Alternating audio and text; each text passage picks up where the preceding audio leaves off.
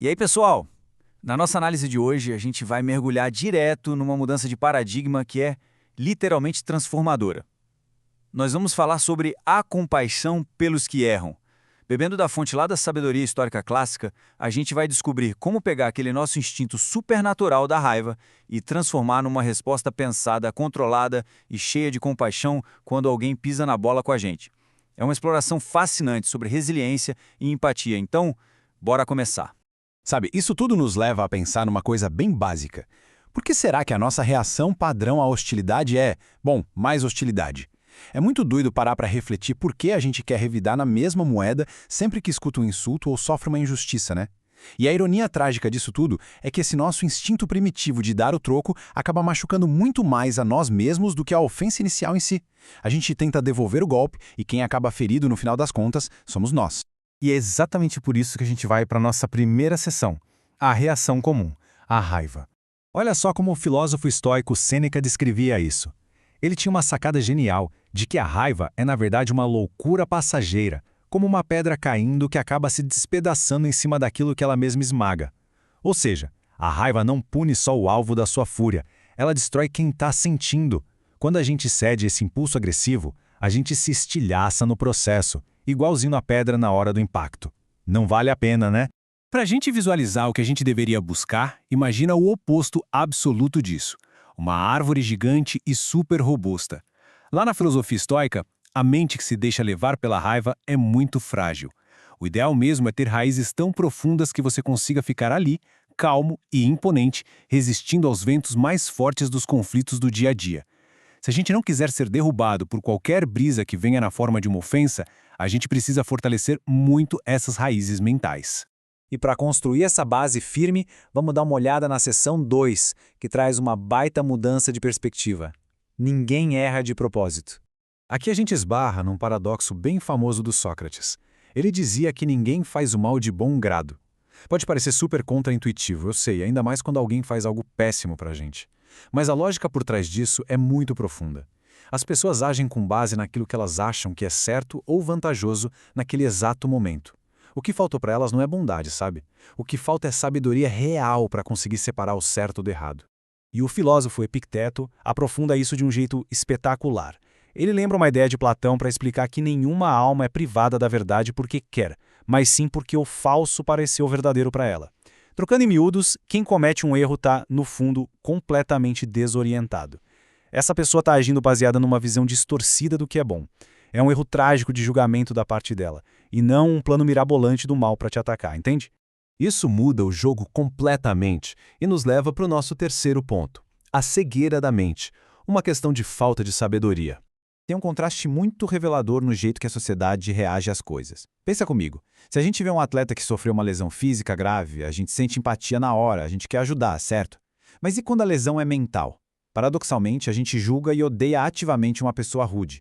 Mas por que será que a gente tem compaixão por um corpo machucado, mas sente raiva de alguém que está moralmente ferido pela própria ignorância? A lógica estoica convida a gente a corrigir essa discrepância.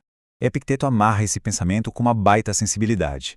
Ele diz que, se a gente tem pena de quem é cego, a gente deveria ter pena de quem está cego nas suas capacidades mais importantes. E qual é a nossa capacidade mais importante? A mente. A nossa capacidade de usar a razão. Então, se alguém que erra está cego na sua capacidade moral, essa pessoa merece compaixão, e não o nosso ódio. É uma virada de chave gigantesca para quem decide adotar essa visão. Com essa nova mentalidade estabelecida, a gente avança para a seção 4, o poder da compaixão. Como ter uma resposta controlada. Para entender isso na prática, o imperador Marco Aurélio usou uma metáfora que é genial. Ele dizia o seguinte: figueiras naturalmente dão figos, bebês naturalmente choram e pessoas sem sabedoria naturalmente cometem erros. A grande sacada é que esperar que pessoas falhas ajam de forma perfeita o tempo todo é tão absurdo e irracional quanto você chegar numa figueira e exigir que ela pare de dar figos. A própria natureza da ignorância é produzir erros. E o Sêneca traz um outro conceito incrível, que é o da criança crescida. Basicamente, se alguém te insulta, tenta olhar para essa pessoa como se ela fosse só uma criança que cresceu fisicamente, mas a mente continua lá atrás. Sabe quando uma criança de 3 anos te xinga e você não leva para o lado pessoal? Então, seria uma tolice enorme deixar um comentário assim causar uma dor real, né? O mesmo princípio vale para um adulto que ainda não desenvolveu maturidade e sabedoria. E tudo isso está ancorado no famoso triângulo da felicidade estoica.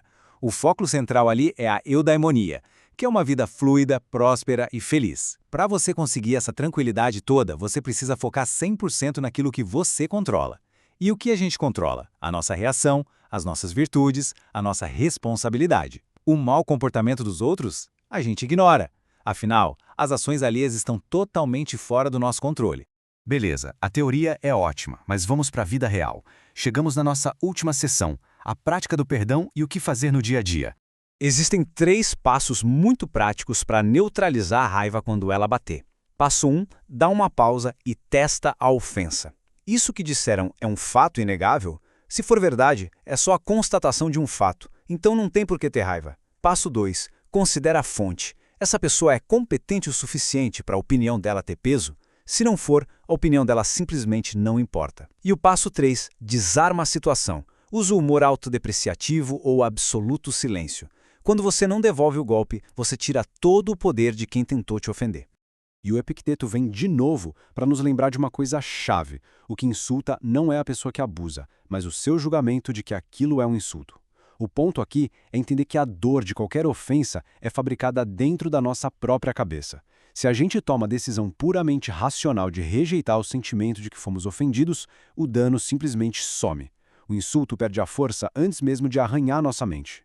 Para manter essa paz mental sempre, a gente tem uma escolha importante a fazer. A gente vai ficar julgando os defeitos dos outros ou vai usar a energia para raspar e polir os nossos próprios defeitos? Em vez daquele hábito exaustivo de ficar apontando o dedo para a falha alheia, a prática estoica ensina a gente a olhar para dentro.